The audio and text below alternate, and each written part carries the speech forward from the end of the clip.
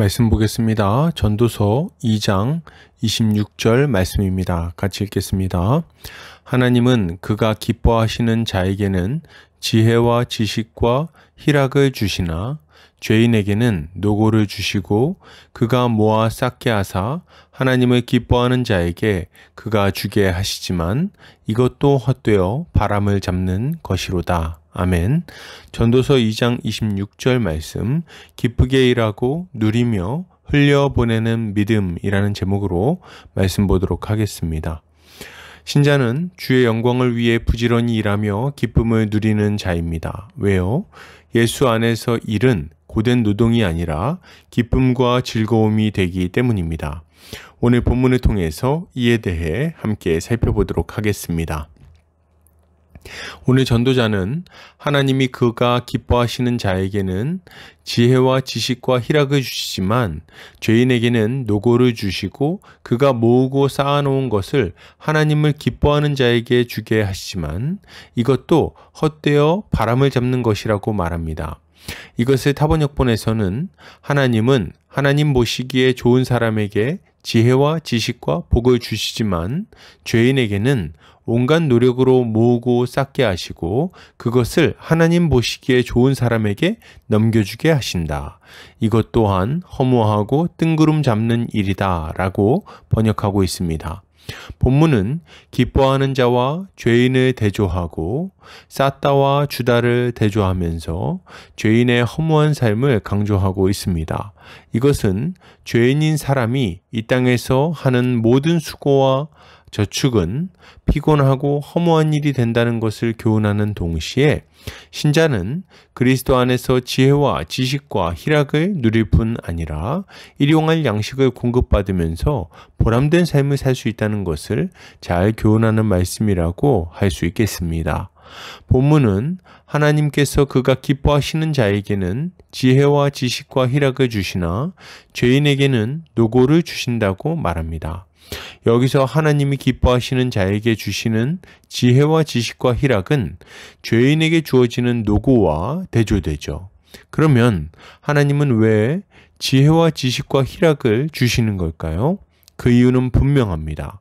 본래 하나님께서 이를 통해 주시고자 하는 복이 이런 형태이기 때문입니다.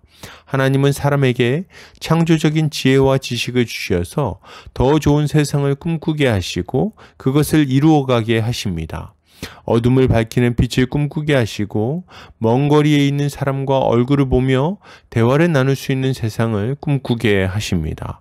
집집마다 따뜻한 물이 나오는 세상을 꿈꾸게 하시고 그것을 이룰 수 있는 지식과 능력을 주시는 거죠. 또한 문제를 해결할 능력도 주십니다. 빈곤을 해결하기 위해 산업을 육성하게 하시고 마음을 풍요롭게 하는 예술을 발전시키십니다. 주님은 지혜와 지식을 부어주셔서 이 세상을 개발하고 발전하게 만드시는 거죠. 그리고 그것을 통해 사람이 큰 기쁨과 보람을 누리게 하시는 겁니다. 이것이 주님이 이를 통해 사람에게 주시고자 했던 복된 삶인 거죠. 반면에 죄인들은 어떻습니까? 그들에게 일은 그저 고된 노동에 불과합니다. 아담의 범죄 이후로 일은 더 이상 하나님께 영광을 돌리거나 세상을 발전시키고 자아를 실현하는 도구가 아니게 되었습니다. 하나님은 내가 수고하여 땀을 흘려야 땅의 소선을 먹을 것이라고 말씀하십니다. 이제 일은 먹고 사는 것을 위해 어쩔 수 없이 감당해야 되는 무거운 짐이 되어 버린 거죠. 그 결과 사람들은 말 그대로 목구멍이 포도청이라 일을 하게 되었습니다. 현재의 빈곤을 해결하기 위해 땀 흘려 일하게 되었고 미래의 위협에 대비하고자 일하게 되었습니다. 본문은 하나님께서 죄인이 수고를 통해 얻은 재물을 모아서 쌓게 만드셨다고 말합니다. 참으로 정확한 표현이지요. 사람들은 불확실한 미래를 대비하고자 재물을 모아서 창고에 쌓기 시작했습니다. 혼자서 먹지도 못할 곡식을 저장하고 입지 못할 옷을 모아두고 거하지도 않을 집을 소유하게 된 거죠. 이들은 미래에 대한 두려움과 염려 때문에 마땅히 써야 할 재물을 쓰지 않고 모아두는 겁니다. 자신에게 주어진 것들 안에 품꾼들을 위한 것과 연약한 이웃을 위한 것들이 있음을 모르고 썩을 때까지 그저 모아만 두고 있는 거예요. 그러나 그 결과는 무엇입니까? 참으로 허무하게도 하나님은 그가 모아둔 재산을 빼앗아서 자신이 원하는 자들에게 베풀어 주십니다. 우리 주님은 어리석은 부자의 비유에서 이에 대해 말씀하시죠. 어리석은 부자는 창고를 많이 짓고 거기에 자신의 재물을 쌓아둡니다. 그리고 이제는 편히 쉬고 먹고 마시고 즐거워하자고 마음속으로 생각하죠. 그리고 하나님은 이 부자에게 이렇게 말씀하십니다. 어리석은 자여, 오늘 밤에 내 영혼을 도로 찾으리니 그러면 내 준비한 것이 누구의 것이 되겠느냐. 주님은 이 비유를 드시면서 자기를 위하여 재물을 쌓아두고 하나님께 대하여 부여하지 못한 자가 이와 같다고 말씀하십니다. 그렇죠. 부자의 재물은 하나님의 손에서 그가 기뻐하는 자들을 위해서 쓰이게 되는 것입니다. 문제는 뭡니까? 아담의 범죄 이후로 모든 사람의 수고는 결국 고된 노동이 되고 말았다는 점입니다.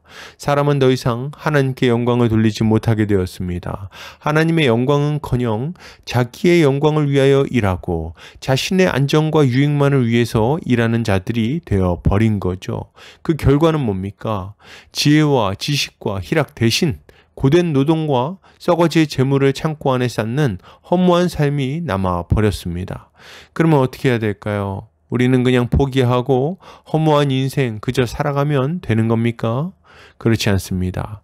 이런 우리를 위하여 창조의 능력이신 예수 그리스도가 이 땅에 오셨기 때문입니다. 하나님은 이 예수 그리스도를 내 기뻐하는 자라고 말씀하십니다. 예, 주님은 하나님의 뜻을 이루고 그의 백성을 온전히 회복시키기 위해 오신 분이기에 그렇습니다. 이 땅에 오신 주님은 하나님이 주신 지혜와 지식으로 놀라운 구원의 사역을 이루셨습니다. 율법을 선포하여 죄를 깨닫게 하시고 회개를 촉구하여 죄사함을 받게 하셨어요. 주님은 십자가를 통해 구원의 길을 열어놓으시고 믿는 자들을 거듭나게 하신 겁니다. 누구든지 주의 이름을 부르는 자들은 구원을 받게 되는 거죠. 이렇게 거듭난 자들은 어떤 삶을 살아갑니까? 예, 하나님이 공급하시는 지혜와 지식을 가지고 선을 행하며 살아갑니다. 하나님께 영광 돌리고 이웃을 사랑으로 섬기는 삶을 살아가는 거예요. 그리고 이러한 삶은 신자의 마음에 큰 보람과 기쁨을 가져다 주는 것입니다.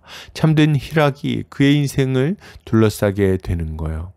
그러므로 이것을 생각할 때 신자가 가져야 될 마땅한 모습은 무엇일까요? 가장 먼저 우리는 예수 그리스도를 믿어야 하겠습니다. 우리가 주를 믿는다면 주님은 우리를 새롭게 하실 거예요. 그리고 거듭난 자들에게 일은 더 이상 먹고 살기 위한 피곤한 노동이 아니라 보람있고 의미 있는 창조적인 수고가 될 것입니다. 우리는 이를 통해 하나님께 영광 돌리고 이웃을 유익하게 할 것이며 그 수고의 열매를 먹고 기쁨을 누릴 것입니다. 우리는 경작하고 다스리라고 했던 태초의 사명을 회복하고 참으로 보람있게 일하며 살게 되는 거죠. 또한 신자는 모으고 쌓아서 썩게 만드는 어리석은 삶에서 벗어나야 하겠습니다. 이것은 고여서 썩어가는 사해 같은 삶이라고 하겠습니다. 우리는 걱정과 두려움에 사로잡혀서 재물을 쌓는 삶을 멈춰야 하는 거예요. 이제 우리는 하나님을 아버지로 둔 자들입니다. 하늘 아버지께서 매일 공급하시는 일용할 양식으로 살아가는 자들인 거죠. 그러니 우리는 재물을 이웃을 위하여 흘려보내는 자들이 되어야겠습니다. 우리는 쌓아놓은 재물을 흘려보내는 생명의 강물이 되어서 하나님의 사랑을 밝히 드러내야 하는 거예요. 이것이야말로 우리 주님이 우리에게 주신 은혜에 합당한 삶일 것입니다. 결론을 드립니다. 여러분, 예수를 믿고 지혜와 지식과 희락을 누립시다. 주님이 맡기신 재물을 쌓아두지 말고 흘려 보냅시다. 주님은 우리를 통해 하나님의 사랑과 영광을 온 세상에 밝히 드러내실 것입니다. 오늘도 주님의 지혜로 승리하는 성도님들 되시기를 주의 이름으로 축복합니다.